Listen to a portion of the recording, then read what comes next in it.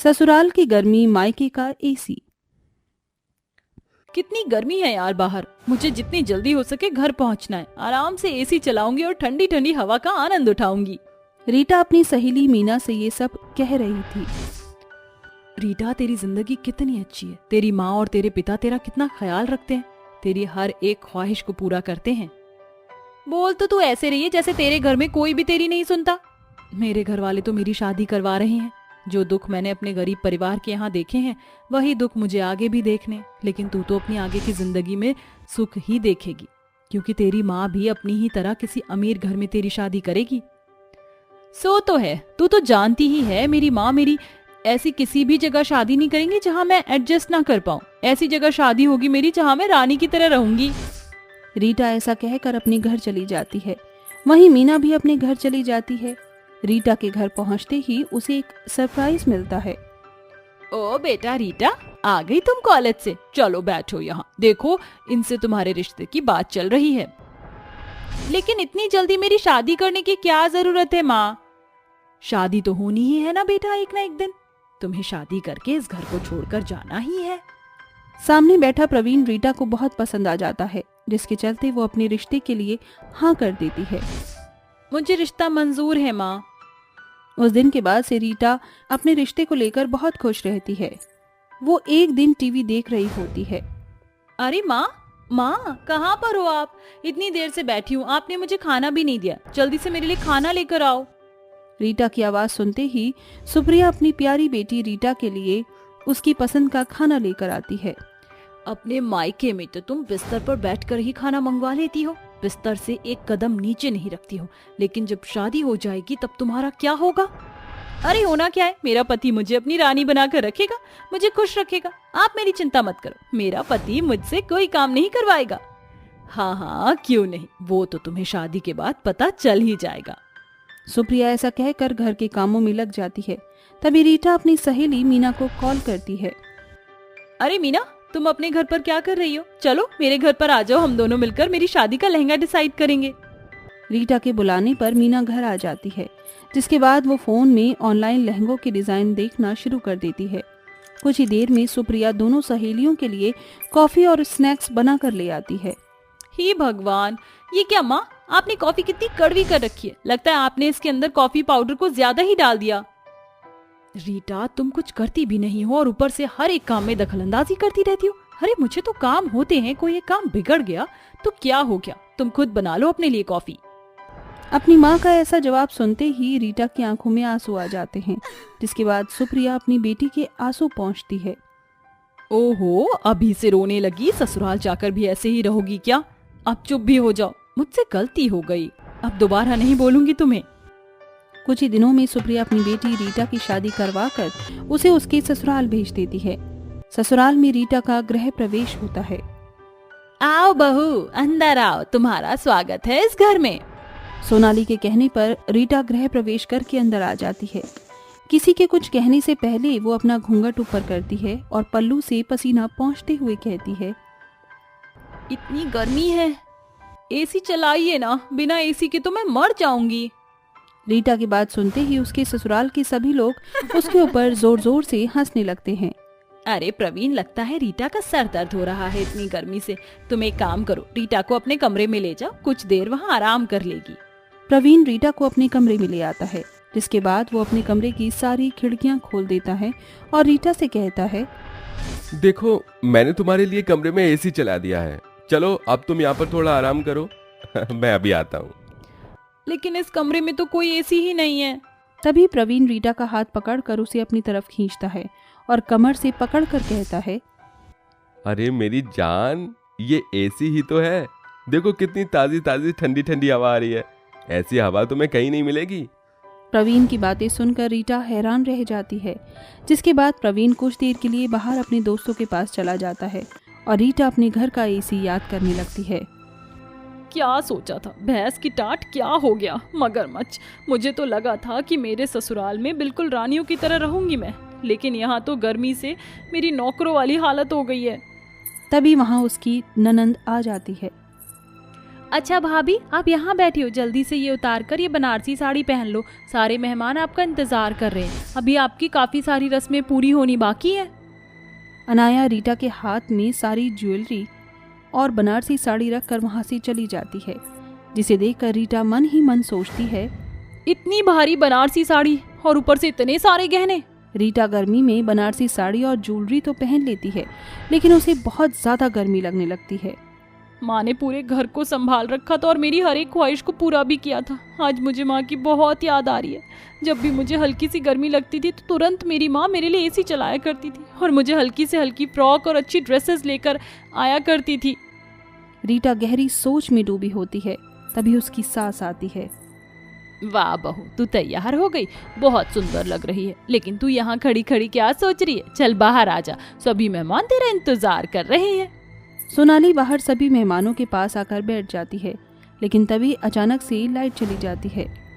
ओहो, इस लाइट को भी अभी जाना था। हे भगवान, अब तो सबको हाथ वाला पंखा ही इस्तेमाल करना होगा। ऐसा कहने के बाद सोनाली सभी को हाथ वाला पंखा दे देती है और बेचारी रीटा भी हाथ वाला पंखा लेकर अपनी हवा करते हुए मन ही मन सोचती है, हे भगवान, एसी नहीं था, चलो समझ आया, लेकिन क्या ये लोग एक इन्वर्टर भी नहीं लगवा सकते थे? अब मैं इतनी गर्मी में कैसे यहाँ रह पाऊंगी? रीटा ऐसा सोच ही रही थी कि तभी उसका ससुर आनंद सोनाली से कहता है, अरे लगता है बोर्ड में कोई शॉर्ट सर्किट हो गया है, मैं और प्रवीण जाकर देखते हैं, तुम लोग अभी थोड़ी देर गर्मी को बर्दाश्त करो। भैंस की टॉर्च अब क्या मगरमच्छ ठीक करेंगे? काश मैं शादी ही ना करती। रीटा को अपनी शादी के पहले दिन अपने मायके के एसी की बहुत याद आती है, लेकिन अब उसके हाथ में कुछ नहीं था। वो रोज गर्मी को बर्दाश्त करते हुए अपनी माँ को याद किया करती कि उसकी माँ रसोई में खाना बनाते हुए गर्मी में किस प्रकार रहा करती थी। कुछ देर में उसे इस गर्मी की आदत हो जाती है। एक दिन उसकी माँ सुप्रिया उससे मिलने उसके ससुराल आती है। अपनी माँ को देखते ही रीटा उसे गले से लगा लेती है।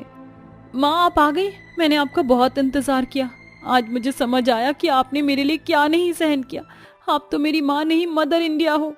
ये तो जिंदगी का उसूल है बेटा, जो सुख हम मायके में गुजार लेते हैं वो जरूरी नहीं कि ससुराल में हमें मिल सके, लेकिन तुम यहाँ जैसी भी हो खुशी से रहना, अब यही तुम्हारा घर है। सुप्रिया चली जाती है।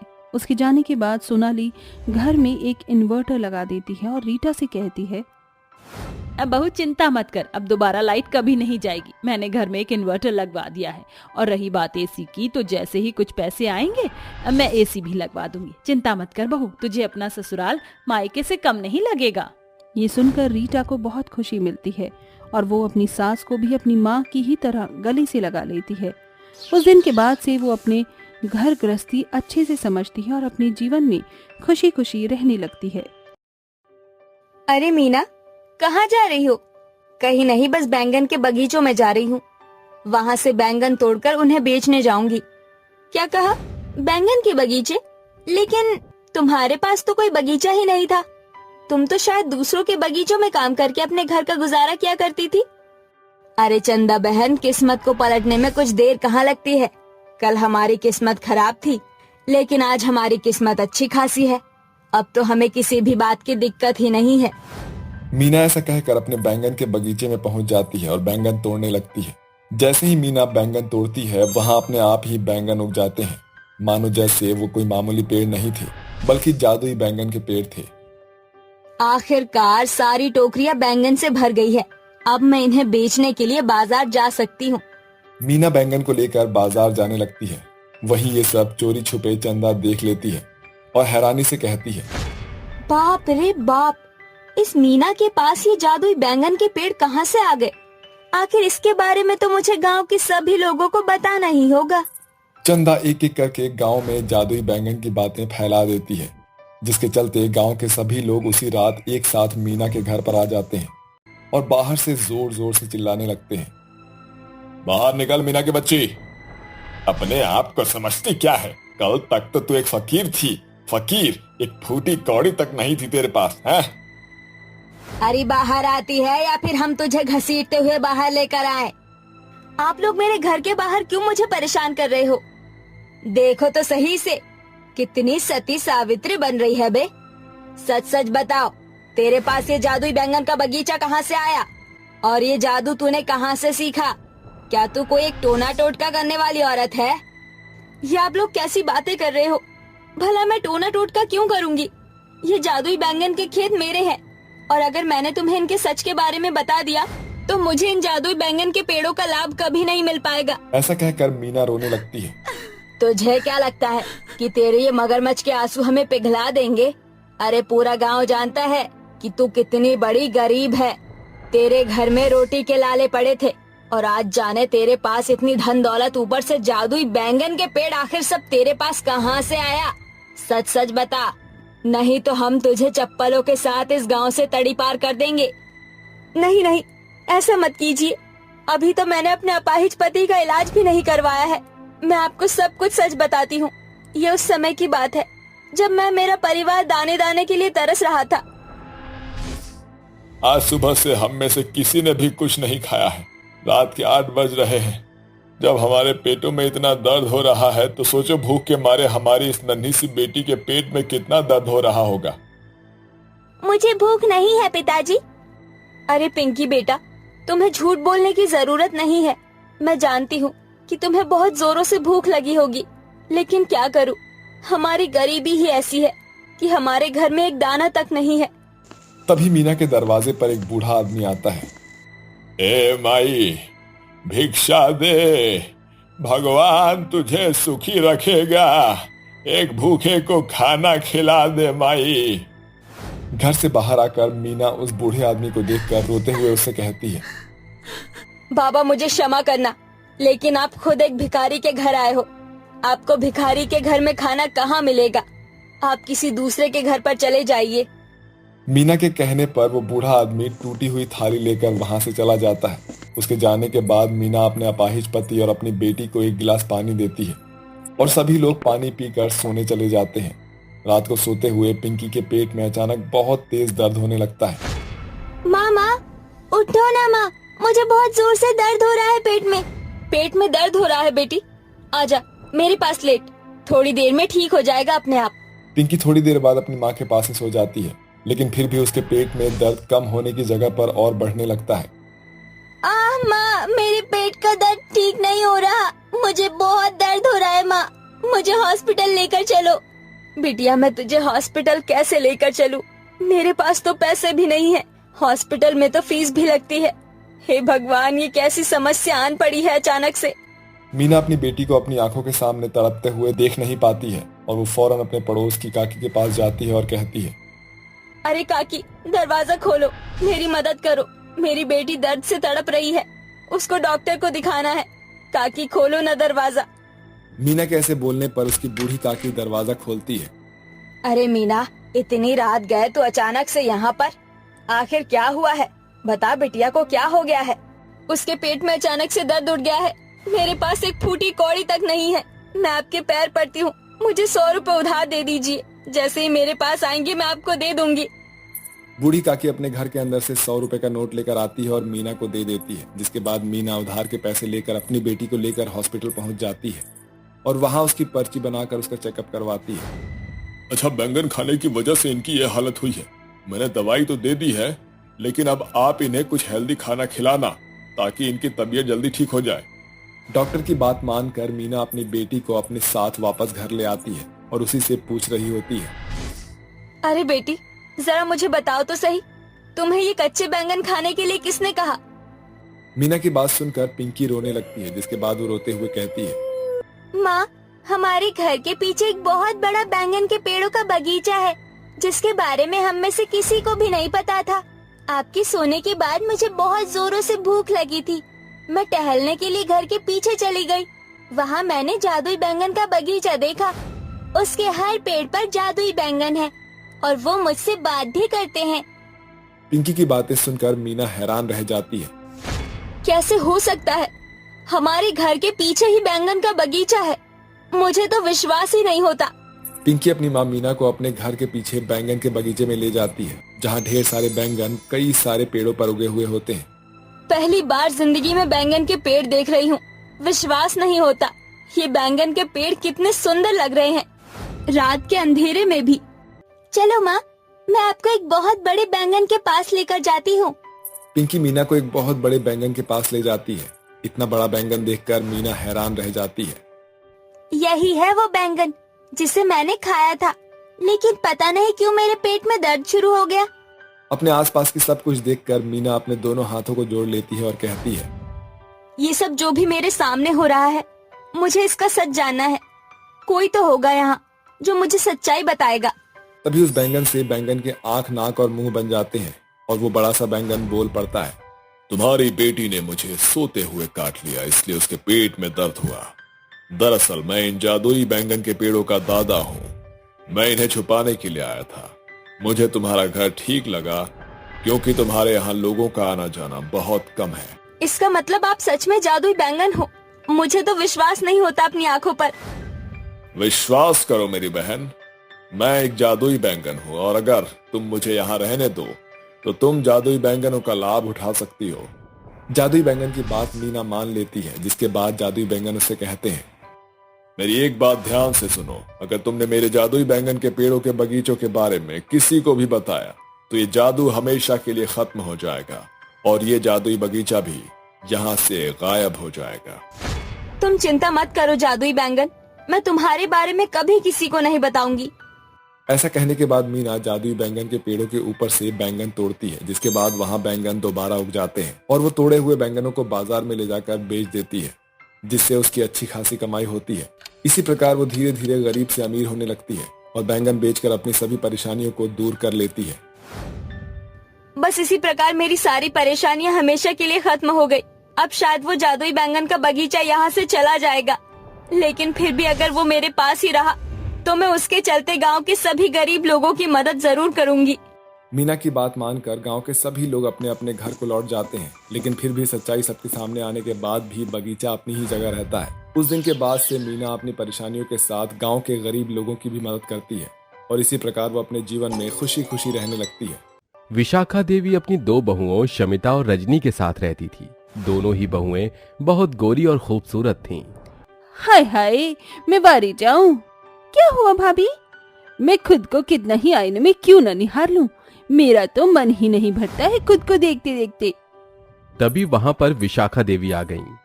अरे ज्यादा आईना मत निहारा करो, कहीं तुम्हें अपनी ही नजर न लग जाए। मम्मी जी आप फिक्र मत करो, हमारी नजर भी हमारी ही तरह खूबसूरत है। अब ज्यादा बातें मत बनाओ, मैं तुमसे कुछ कहने आई थी। जी?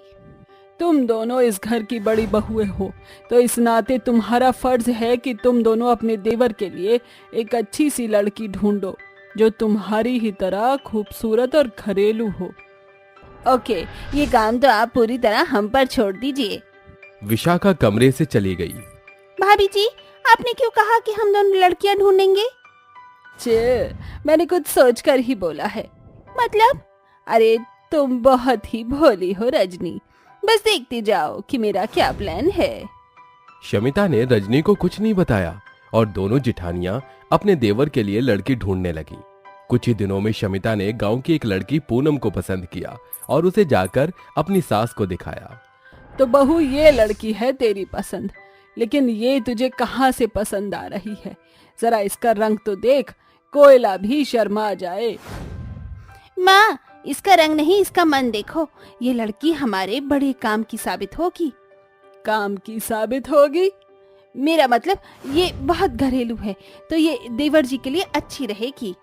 शमिता ने किसी तरह अपनी सास को राजी कर लिया, लेकिन रजनी उसकी सारी चालाकी समझ रही थी। विशाखा देवी के जाने के बाद रजनी बोली, भाभी मैं आपको अच्छे से जानती हूँ, आप उतनी ही सीधी हो जितनी की जलेबी। आपके दिमाग में जरूर कुछ तो खोट बिगाड़ चल ही रहा है, वरना चांदनी को अमावस्या पसंद आ जाए, ऐसा कभी हो सकता है? तुम भी कुछ कम चालाक नहीं हो। हाँ, मुझे पूनम में कोई इंटरेस्ट नहीं है, लेकिन इस घर में अब एक काली बहू ही आएगी। मैं नहीं चाहती कि हम दोनों की जगह कोई और आकर ले। इसी तरह समय बीत गया और पूनम विशाखा देवी की छोटी बहू बनकर घर आ गई। ए पूनम, आज तूने सफाई नहीं की है क्या? मम्मी जी मैं सारी सफाई कर चुकी हूँ। अच्छा, ये इतनी गंदगी को तो सफाई कह रही है तू? विशाखा पूनम को डांट ही रही थी कि तभी वहां उसकी दोनों बड़ी बहुएं शमिता और रजनी आ गईं। पूनम जाओ, जल्दी से मेरे लिए कुछ खाने को लेकर आओ, जाओ अभी। अरे अब क्या हमारा मुंह ही देखती रहोगी? माना कि हम लोग खूबसूरत हैं, लेकिन इसका मतलब ये नहीं कि तुम अपनी काली नजरों से हमें नजर लगा दो, समझी?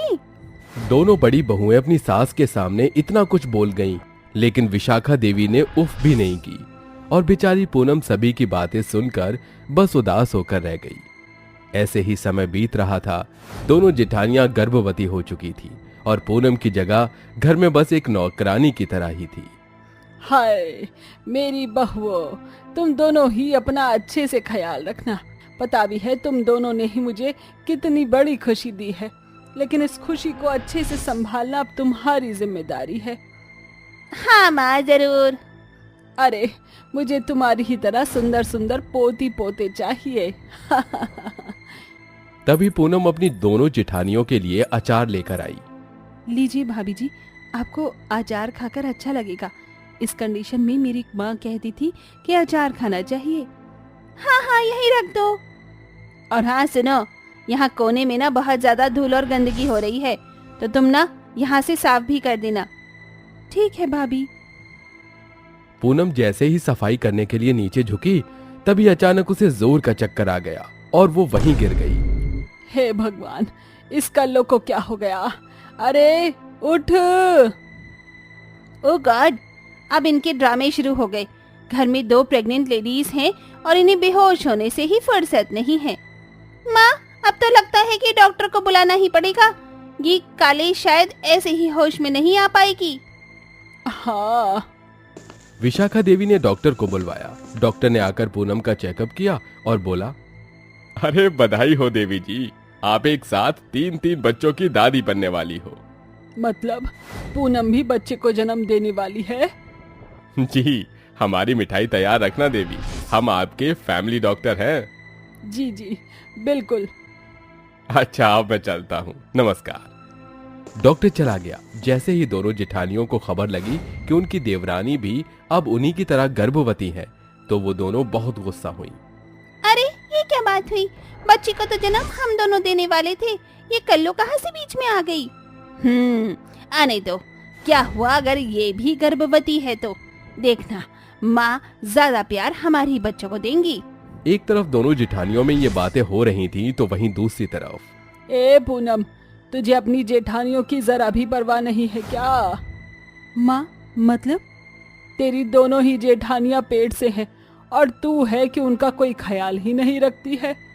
पर माँ, उनकी ही तरह मैं भी गर्भ से ही हूँ। अरे चल चल, होली तू गर्भ से, और अगर है भी तो हम पर कौन सा एहसान कर रही है? तू भी काली है और तू देखना, तेरे गर्भ से पैदा होने वाला बच्चा भी काला ही होगा। मुझे तो ये काले काले बच्चे अच्छे लगते ही नहीं है। बस माँ, बहुत हुआ।